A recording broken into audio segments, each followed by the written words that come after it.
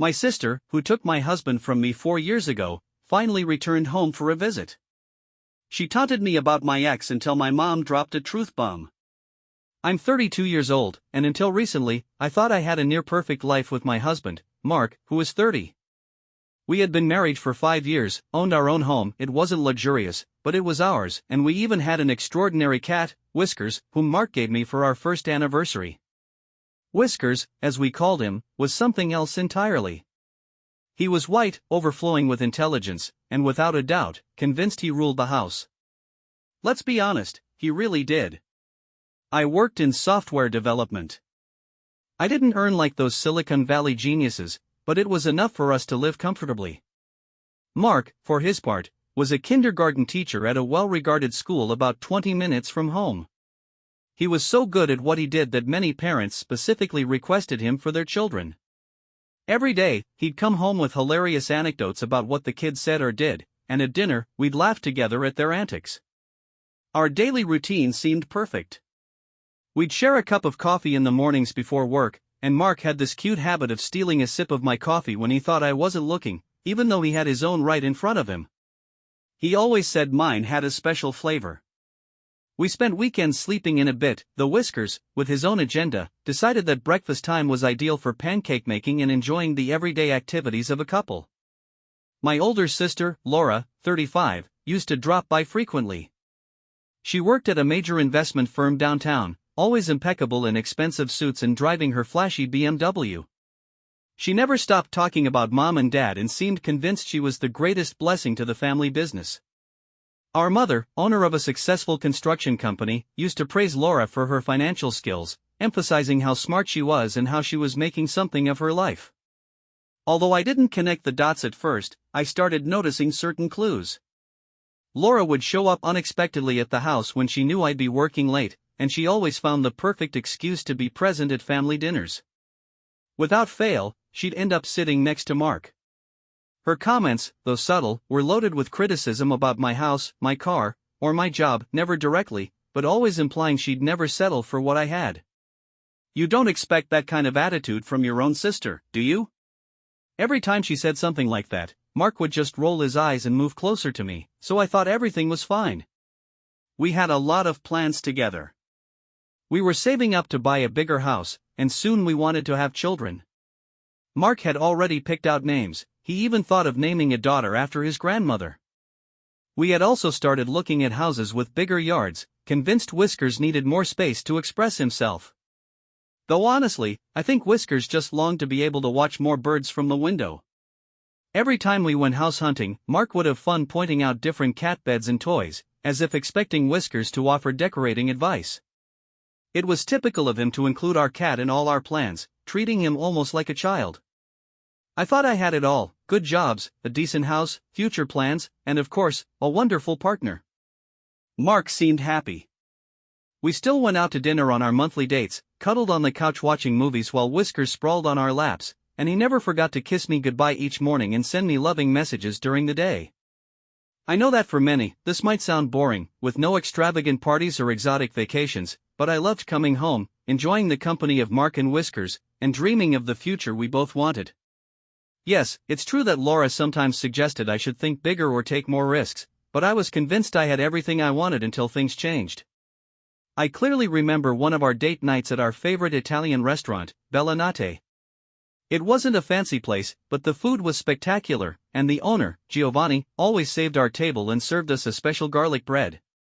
That night, I decided to surprise Mark with flowers since he had a rough week dealing with a difficult parent at work.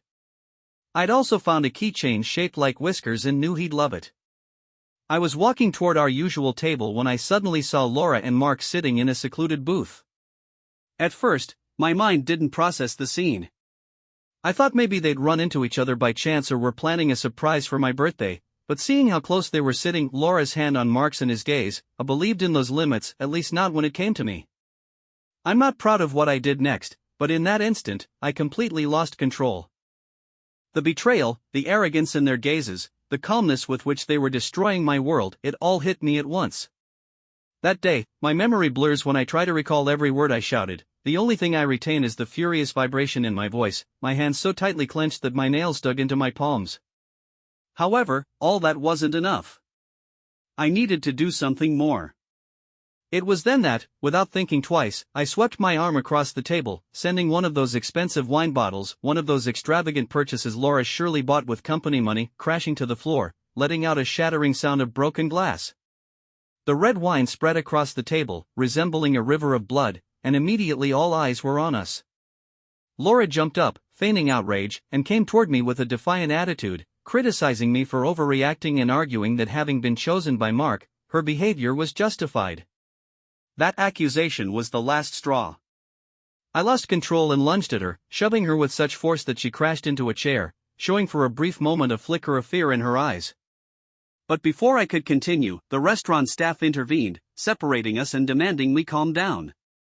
Mark just sat there, arms crossed, lips pursed in that irritated expression he used to display when something as insignificant as forgetting to take out the trash disturbed his evening. At that very moment, I understood that to him, neither I nor the situation mattered. When I got home, Whiskers, my loyal cat, immediately sensed something was wrong. Always so astute, he became my shadow, following me around the house as I paced, trying to decipher the chaos inside me. That night, Mark didn't come home, nor the next, and eventually, he went straight to Laura's place. It was as if everything had been premeditated for a long time. The next day, I started receiving a series of messages from Laura in a conciliatory tone.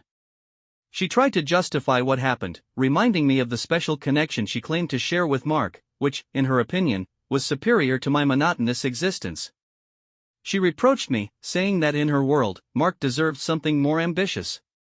Meanwhile, both she and Mark tried to explain themselves through calls and messages, attempting to convince me that love sometimes appears without warning, disregarding all logic. She even uttered some absurd phrase like sisters before brothers, arguing that true love transcends everything. I, however, opted for silence. I collected a large portion of Mark's belongings. He even tried to take Whiskers, but my neighbor, the ever-vigilant Mr. Chen, noticed what was happening and alerted me immediately. Arriving home, I found Mark trying to force my cat into a carrier while Whiskers, with unwavering determination, refused to abandon me. It was at that precise moment that I drew the line. I told Mark he could take whatever he wanted except for Whiskers, who was entirely mine. That cat was my anniversary gift, registered in my name, and with all the veterinary records in my favor. Although Mark tried to argue that having chosen him, the cat partially belonged to him, I made it clear that this was my limit. Meanwhile, Laura kept showing up at my work, trying to explain things and convince me with phrases like "you'll thank me later" or assuring me that Mark had always been destined to be with someone like her. To say her behavior disgusted me is an understatement. The situation worsened when I noticed that amidst all of this, some of my family members sided with Laura. My father tried to downplay the situation, justifying her behavior with comments like, "You know how Laura is," while my mother seemed more concerned about the impact on the family business than my well-being. Only my brother, Kevin, was clear about drawing a line. He told Laura that as far as he was concerned, she was lost. The legal battle that followed was a true ordeal. Mark hired an extremely aggressive lawyer who tried to seize half of my savings, demand my car, which I had acquired before we met, and even attempted to justify that due to the emotional support Mark provided me during my career advancements, he was entitled to financial compensation. The situation reached a bizarre point when Mark's lawyer argued in court that since he was the one who chose Whiskers, he had a certain emotional right to the cat. The ploy quickly fell apart when I presented all the documentation proving Whiskers was my gift, with veterinary records and registration papers supporting my ownership. Mark's expression upon seeing that he couldn't keep my cat was the first crack in his impeccable facade. Throughout the entire judicial process, Laura was present at every hearing. The divorce was finalized. Photos began circulating of a lavish vacation that Laura and Mark were posting on their social media. The curious thing is, after those posts, Mom noticed some discrepancies in the company accounts, small anomalies that, when added up, had no explanation. It turned out that the trip they were bragging about cost more than Laura earned in an entire year. Meanwhile, I started focusing on my work, distancing myself from the family home, and thanks to that, I got a promotion. It seemed that by freeing myself from an unfaithful husband and a treacherous sister, my life was starting to get back on track. Whiskers and I established a routine that included morning cuddles, work-from-home days, although sometimes the cat would sit on my keyboard during video conferences, and evening walks around the neighborhood, where Whiskers followed me with unwavering loyalty. Even my brother, Kevin, started visiting me more often, having become my main support to the point that he earned Whiskers' affection sometimes more than mine. A short time later, rumors began to surface about possible irregularities in Laura's work. At first, they were just murmurs about accounts that didn't add up, missing receipts, and suspicious transfers. Mom, though reluctant to talk about it, started staying longer at the office and meeting with the accountants. At the same time, the idyllic image that Mark and Laura projected on social media gradually crumbled. The ostentatious, elegant, and personal success posts faded away. One day, while working from home, I received an unexpected call from Mom in a serious tone I had never heard from her before. She told me there was a family meeting the next day and insistently reminded me that I had to attend, adding, "Your sister will be there." Although I tried to refuse, Mom was adamant. "This isn't optional, and trust me, you'll want to be there for what's coming." I already understood it was time to face the consequences of everything that had happened, especially after the announcement of Laura and Mark's engagement made just 3 months after my divorce was finalized. That day, it was clear that things were moving very fast, but Mom wouldn't take no for an answer. The morning had been strange. Whiskers seemed to sense that something was off. Upon arriving, the first thing that caught my attention was Laura's Mercedes, the same one she bragged so much about, parked awkwardly as if she had left in a hurry. They were already there when I entered, Laura and Mark on the sofa, behaving as if they owned the place. Laura, in an expensive suit, and Mark, decked out in designer brands, began their typical comments as soon as I walked through the door.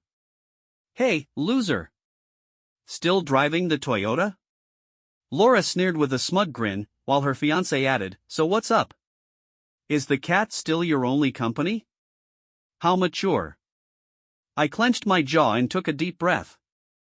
For years, I had prepared myself for this encounter, convincing myself that if I ever saw them again, I wouldn't let their trivial insults affect me. I was about to leave because something didn't feel right when Mom appeared. I must explain that my mother isn't one to raise her voice, but when she wants attention, it's enough for you to be quiet. She sat at her desk, the same one she used to help us with our homework when we were kids, and pulled out a thick portfolio, which she placed on the table in the middle of all of us. The atmosphere became tense after a few moments of silence.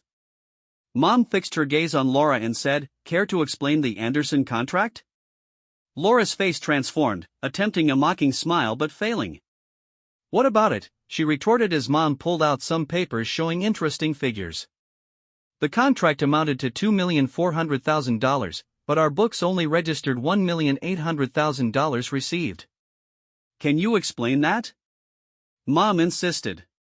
Mark shifted uncomfortably in his seat, and Laura, with a nonchalant gesture, waved her hand. "Probably an accounting error." "I already checked, I did it myself," she replied. "I know about your involvement too," Mom said, pulling out more documents one after another, among them details on the Wilson project and 20 other contracts from the last year. The room fell silent. Laura's nervous expression became evident, and Mark clutched his designer bag so tightly it was impossible not to notice. Then Mom, in an almost serene voice, though her words weighed more than a shout, said, "You thought you could steal from your own family." Laura tried to laugh, but she was interrupted. Mom continued, displaying on her laptop a series of transactions, fake accounts, money siphoned from every major contract, payments for the Mercedes, trips to the Maldives, Mark's extravagant purchases, all paid with company funds through a complicated system of altered accounts and invoices. Mark tried to intervene, watched in disbelief as Laura's facade crumbled. For years, she had boasted about her financial genius and business skills, only to discover that all she was doing was stealing from Mom. "Mom, I can explain. We can fix this. The company is better than ever," she insisted, her voice rising in desperation. I leaned back in my chair, watching her sweat through her overly expensive suit. This was the woman who had stolen my husband, who for years had looked at me with disdain. I let out a low, bitter laugh. "So you thought you were the woman? How ironic."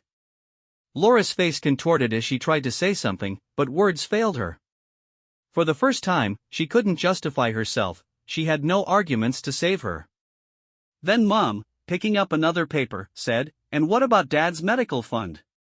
To give you some context, our father passed away a few months before Laura and Mark began their affair. He was ill, requiring expensive treatments, and Mom had set up a special fund, depositing around $5,000 monthly. Laura had been entrusted with managing these payments, given her supposed financial skills. However, the statements Mom pulled out showed that this money never reached the hospital but was diverted directly to Laura's personal accounts. While Dad was struggling in the hospital, she was using those funds to buy fancy suits and take Mark on luxurious dates. I felt a sharp pain in my stomach. The abuse was already immense, but using the money intended for Dad's care was an even greater betrayal. Laura started stammering, inventing excuses about an error in the accounts and promising to reimburse, claiming that the treatments weren't working. Mark, his face pale, seemed unsure whether to be surprised or if deep down he even cared. But Mom wasn't finished. With another movement, she played images from the security cameras of a luxury hotel downtown on her laptop. The recording, dated the same night Dad was in the hospital, showed Laura and Mark elegantly dressed, laughing and dancing. Meanwhile, I was with Dad and Mom, trying to contact Laura to come and say goodbye. Although the video lasted barely a minute, it felt endless. After the viewing, the silence stretched for what felt like an eternity. I felt sick, unable to believe how far my sister's betrayal had gone. Trying one last time to salvage the situation, Laura said, "Mom, I'm your daughter, your successful daughter." To which Mom, in a voice so low it was terrifying, replied, "The daughter who stole from her dying father. The daughter who embezzled from our family business." Then, calmly, Mom picked up an envelope that had been on her desk the whole time. "This is my will. Want to know what's in it?" Laura tried to force a smile, but something was clearly wrong with her face. "Don't be dramatic. We can fix this. I'll return everything." "Everything is going to your sister," Mom said. With those words, the company, the house, and everything else was in the hands of me, her other sister. Mark immediately stood up. "You can't do that. We'll fight. We'll call lawyers." Mom let out a laugh that didn't promise anything good, rather, it was a challenge. "Lawyers? I've already spoken to the ones who have copies of all the evidence. There are even FBI agents very interested in this fraud," she stated, leaving Laura breathless. The transformation in her face was almost comical. She went from red to white in an instant, while Mark started gasping, unable to breathe. Laura, her voice trembling, barely managed to stammer, "Are you bluffing?" To which Mom rose from her seat. She wasn't a tall woman, but at that moment, she seemed imposing. "You wouldn't do this to yourself or to this family. Now get out of my house." Mark grabbed his bag and ran out of the room, while Laura remained paralyzed for a moment, unable to believe what was happening. When she tried to speak, Mom interrupted her. "If you ever come near this family again, I assure you, you'll spend the next 20 years in prison. Get out." Laura retreated without a word, and I sat there trying to process everything. Mom, with chilling calmness, refiled all the documents as if nothing had happened. That same night, when I got home, Whiskers was waiting for me by the door as always. He jumped onto my lap and began to purr frantically, as if at least my small comfort had returned. However, the fallout was devastating.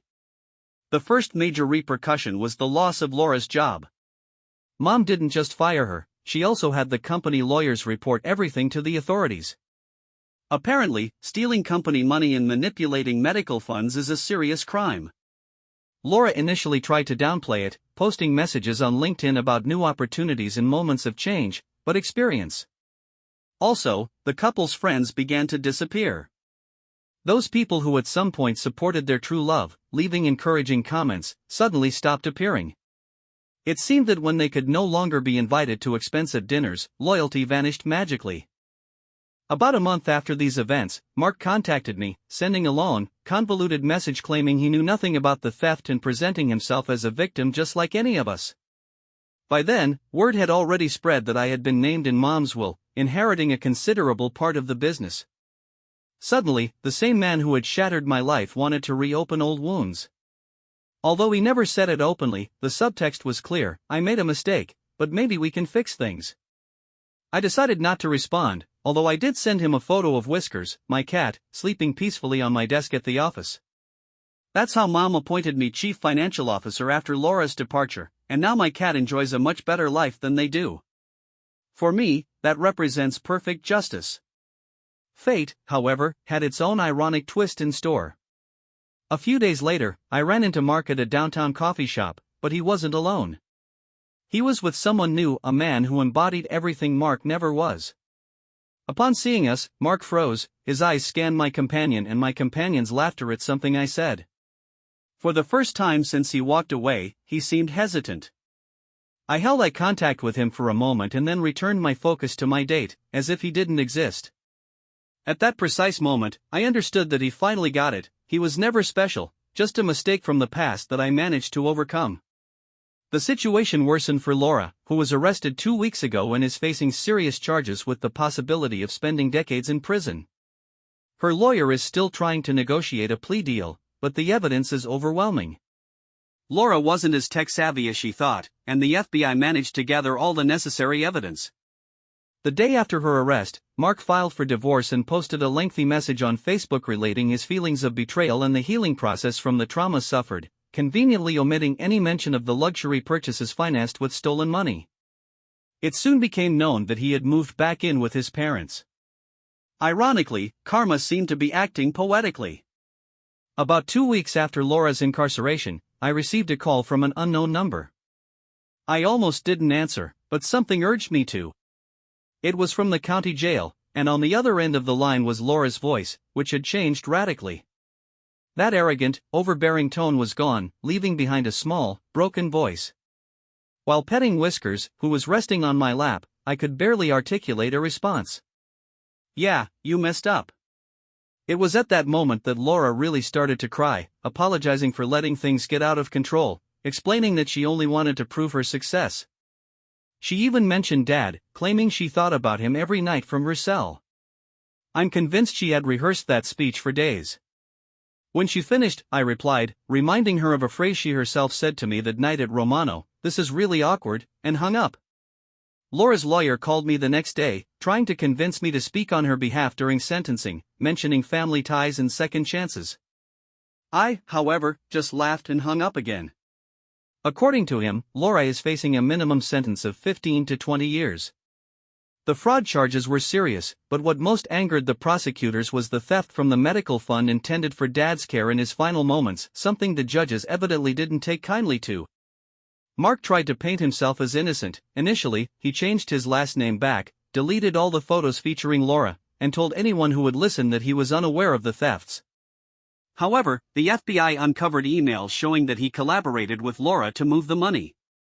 His trial is next month, and according to the lawyers, the outlook isn't good for him.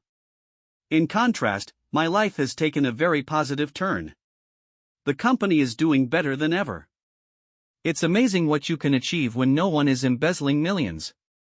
Mom has taught me everything related to management, and to my surprise, I enjoy every moment of running it. Numbers really make sense when they're genuine. I even bought a new house, nothing as ostentatious as Laura and Mark's, but perfect for me and Whiskers. The house has a huge window in the living room, which Whiskers loves to spend hours watching birds from. Although from time to time, he criticizes me for not catching them. I've started dating again, nothing too serious, but it's a relief to be with someone who doesn't bring betrayal or ulterior motives.